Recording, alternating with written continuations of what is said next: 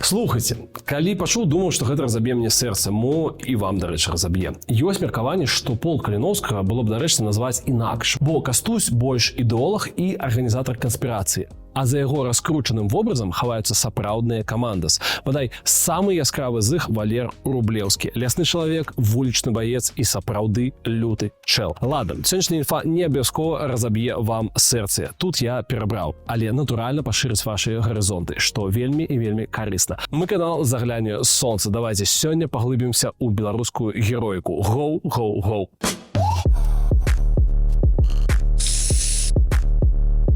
Париж 1900 год. Пра 64-гадовага Рублеўскага выходзіць брашурка. Аўтар апісвае, што чалавек вайсковай выпраўкі блукае па вуліцах горада як цень рэвалюцыйнага эпасу вялікіх дзён і мроіць пра мінулае, пра колішнюю барацьбу, пра лясы на берагах Нёмана, дзе прайшлі гады яго баявога юнацтва. Рублеўскі паходзіў са старога шляхецкага роду пад гербам Слепаўрон. Не Саўрон, а Слепаўрон. Тлумачыцца сапраўды вельмі проста. Сляпы воран. На гербе прысутнічае чорная птушка, якая трымае пярсцёнак у дзюбе. Па-польску воран Врубель. Адсюль відаць і прозвішча Рублеўскі. Валер нарадзіўся ў мястэчку Жалудок на Шчучыншчыне ў 1836. Так, я не магу тут цяпер забараніць вам напець радкі з хіта 2020 году, узгадаўшы, што выконвае яго спявачка з псеўданімам Жалудок.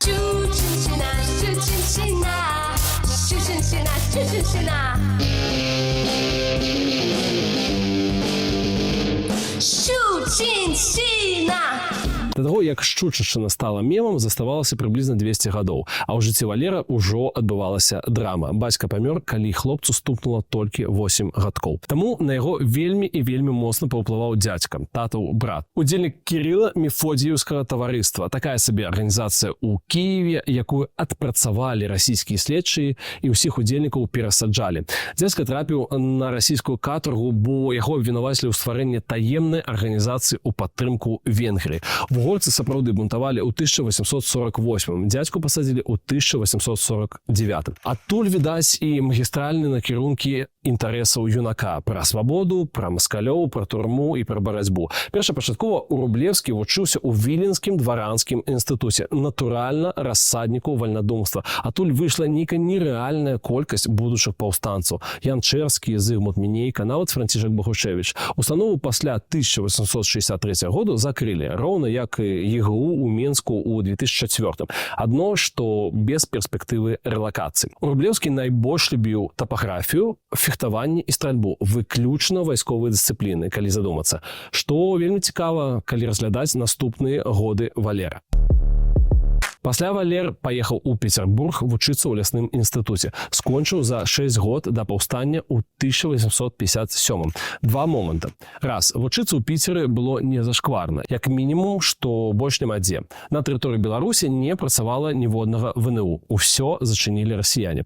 Да таго ж, у Піцеры таксама дзейнічаў рассаднік таемных арганізацый і рэвалюцыйных рухаў. Узгадайце хаця б братоў Луцкевічаў. Дарэчы, у нас ёсць адмысловы выпуск пра іх. Паглядзіце, калі ласка, і подпишитесь на наш канал. 2. Лясны інстытут – ваенізаваная структура. Рублеўскі скончыў яго прапаршчыкам корпуса ляснічых. То бок, магчыма, ўжо тады нешта думаў пра лясы і зброю. Гэта я ўсё вам намякваю, што далей будзе экшн. Пасля вучобы Валер працаваў у Сакулцы, сённяшняе Падляшша. Спачатку Рублеўскі выкладаў у пісарскай егерскай школе, а пасля роўна за год да паўстання яму даверылі пасаду загадчыка мясцовага ляснога вучылішча. Спойлер, дарма яны гэта зрабілі. Яшчэ на пачатку паўстання Рублеўскі уключаны ў падпольны варушняк. Яны, зразумела, крышацца з Каліноўскі. Валер удзельнічае ў выпуску мужыцкай праўды. Ёсць меркаванне, нібыта сёння мы не можам дакладна сказаць, што пісаў Каліноўскі, а што ў Рублеўскі, бо абодва карысталіся псеўданімам Яська гаспадар з-пад Вільні.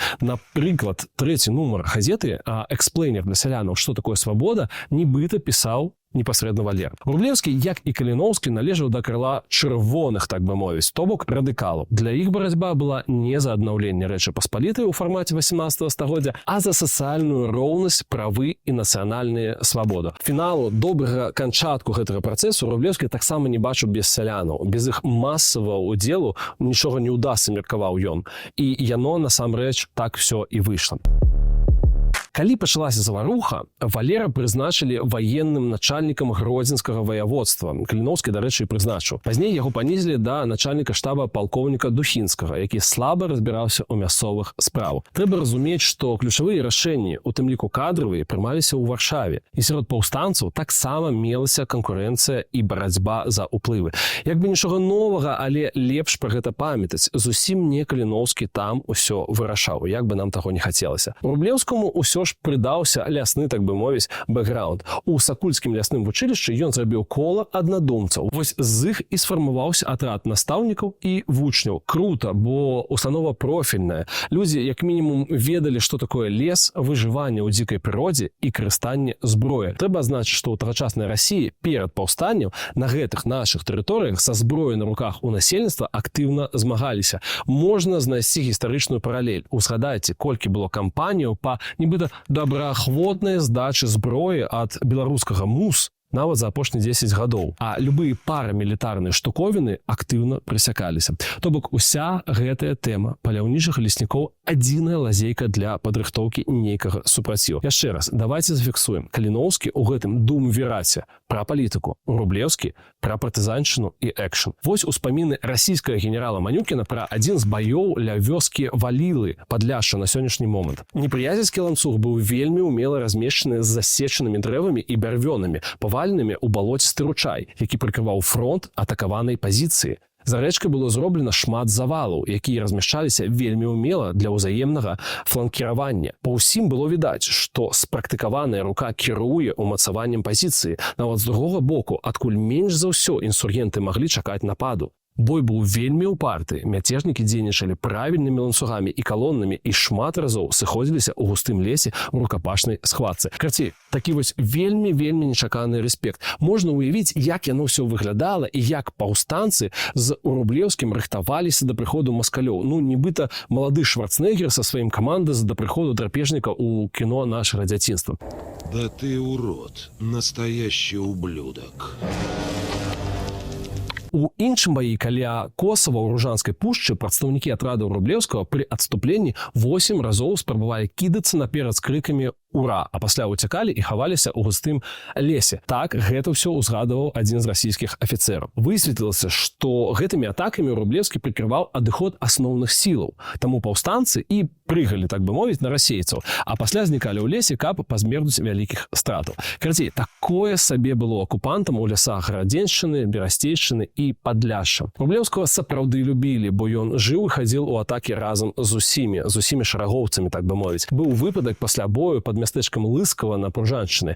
Ён падрыхтаваў атрад і раздаў наламаныя кветкі каліны ўсім хлопцам. Як падзяку. Маўляў, прыйдзе час і радзіма адзначыць вас нармалёва. А зараз вось што магу, тое і даю. Пад жнівень 1863 было, на жаль, ужо ясна, што паўстанне згасае. Варшаўскае кіраўніцтва зноў давярае Рублеўскаму пасаду ваеннага старшыні Гарадзеншчыны, але ужо без сэнсу. Ваенны суд Гродзенскай губерніі прыгаворвае яго да смерці, расстрэлу. Завочныя суды, як вы бачыце, прыдумалі далёка не ў сённяшняй Беларусі. Паўстанцы яшчэ ваююць, але ўсё меншымі групамі пад прыкрыццём лясоў і пушчаў. Рублеўскі сыходзіць на захад Польшчы, а ў Беларусі атрады распускае, каб не ліць без сэнсу кроў сваіх людзей. Хаця некаторыя землякі, зразумела, пайшлі за Валерам. Так арганізоўваецца новы атрад, які даходзіць да Люблінскага ваяводства. На пачатку 1864 зімой адбываецца яго апошні бой у тым паўстанні. Рублеўскі вёз параненых і трапіў пад атаку казакоў. Прыкаваў сваіх, каб свалілі, таму і атрымаў па галаве. 2 удары шашкай па галаве і 1 па плячу. Як выжыў, nobody knows, шчыра кажучы. Ратаваў мясцовы селянін, які знайшоў змерзлае цела ў снезе ўжо пасля бітвы. Казакі, відаць, падумалі, што ён мёртвы, і схаваў чалавека ў гумне. Выхадзіў. Пасля чакана эміграцыя. Пішуць, нібыта вывозілі ў Рублеўскага пераапранутага ў жаночым адзенні. Але такі сюжэт вельмі распаўсюджаны ў беларускай і не толькі беларускай гісторыі. Яшчэ пра Вітаўта нешта падобнае распавядалі. Кажуць, вывозіла Валера не абы хто, а Баляслава Складоўская, цётка вучонай Марыі Складоўскай-Кюры, нобелеўскай лаўрэаткі і даследчыцы радыёактыўнасці. Жанчына нібыта выдала пераапранутага ў Рублеўскага за сваю эканомку. Спачатку была Галіцыя, ціхая гавань для вялікай колькасці паўстанцаў, пасля Францыя. Валер удзельнічаў у франка-прускай вайне, служыў у нацыянальнай гвардыі. А калі ў Парыжы пачаліся чарговыя рэвалюцыйныя падзеі, там гэта перыядычная з'ява і вельмі стандартная для 19 стагоддзя, дык далучыўся да парыжскай камуны. Атрымаў там званне генерала, што, рэспектова і не слаба. Удзельнічаў у вулічных барыкадных баях, абараняў ад урадавых войскаў паўднёвую частку горада. 25 траўня 1871 года праз Сену забяспечыў адыход рэшткаў сваёй арміі. Тут важны момант, на якім давайте сакцэнтуемся. У яго, відаць, была нейкая такая рыса. Не толькі не сваліваць самому, але заўжды выводзіць па максімуму жаўнераў, калі перамога ўжо не свеціць. Мне падаецца, што гэта вельмі добрая рыса. Пасля зноў міграцыя. На гэты раз Лондан. Валер уваходзіў у першы інтэрнацыянал і крышыўся з расійскімі рэвалюцыянерамі ды знакамітымі Марксам і Энгельсам. Тут таксама важная ремарка ад нашага гістарычнага рэдактара. Для таго часу Маркс і Энгельс гэта не савецкая херабура, а супер прагрэсіўныя чувакі, інтэлектуалы і сілы добра ў вачах рэвалюцыянераў ды інтэлігенцыі ўсёй Европы. І тыя, само сабой, лічылі Расію турмой народаў, таму Рублеўскаму з імі было цікава. Генерал пасля тусіў у Жэневе, а ў Францыі тым часам аб'явілі амністыю. Таму вярнуўся на больш знаёмай тэрыторыі. Займаўся рознымі падпрацоўкамі. Здароўе было ўжо не тое, але пэўны час зарабляў нават малатабойцам у кузні. Было і такое, што ў якасці мерчандайзера, як бы зараз сказалі, хадзіў па парыжскіх шапіках і даглядаў газету, рэдакцыю якой уладкаваўся у плане раскладкі сярод тавараў. Быў жывой легендай, але ўжо блукаў ценню рэвалюцыйнага эпасу, як у цытаце, якую мы падалі на пачатку. Памёр у 1908 годзе, пахаваны на могілках Пэр-Ляшэс. Кажуць, Кастусь Каліноўскі быў пры ўсёй павазе толькі адным з рэгіянальных лідараў паўстання 1863-64 гадоў, які радыкальным чынам не паўплываў на яго хаду. Трэба ўлічваць спецыфіку. У Польшчы ці Літве назва паўстання Каліноўскага не тое, што не прынята. Людзі проста могуць не зразумець, пра што гаворка. Але вельмі добра, што ў нас ёсць раскручаныя героі. Але іх было значна больш, чым мы прызвычаіліся. І героям гэтым патрабуецца больш увагі. Глядзіце, што ў нас атрымліваецца. Каліноўскі і Рублеўскі — гэта Чып і Дейл, чырвоны і жоўты ММД, з Фідель Кастра і Че Гевара. Окей. А хто там яшчэ? А шмат хто яшчэ насамрэч. Александр Лянкевіч, Казімір Кабылінскі, Людвік Звяждоўскі, яго цёзка Нарбут, Рамуальд Траўгут. Калі хочаце, напішыце, калі ласка, у каментарах, і мы зробім адмысловы выпуск пра лёсы гэтых людзей. Дарэчы, і лёсы цікавыя, і людзі. Паўстанне 1863-64 — гэта не толькі Каліноўскі плюс касінеры плюс мужыцкая праўда. Гэта цікавы і складаны фенамен, які ў нас слаба дагэтуль вывучаны. Як мінімум, можна здымаць выпуск з салодкай, я пабачаюся, але ўсё ж такі слушнай назвай «Невядомы Кастусь Каліноўскі» і іншых тэмаў да халеры. Гэта вітанне ад нашага гістарычнага рэдактара. Там і кроў, і каханне, і здрада, і ўсё на свеце. Здымай кіно, пішы кнігі. Былі, напрыклад, выпадкі пераходу на бок паўстанцаў расійскіх афіцэраў і салдат. Былі выпадкі, калі паўстанцах лавілі сяляне і здавалі маскалям за грошы, плюс медальку. Натуральна цікава, як на бытавым узроўні ўсё гэта адбывалася. Як шлі баявыя дзеянні, як людзі пражывалі сваю штодзённасць і як агулам выжывалі ў лесах. Нагадую, мы канал «Загляне Сонца». Подпишіться, калі ласка, на нас і давайте беларусець разом.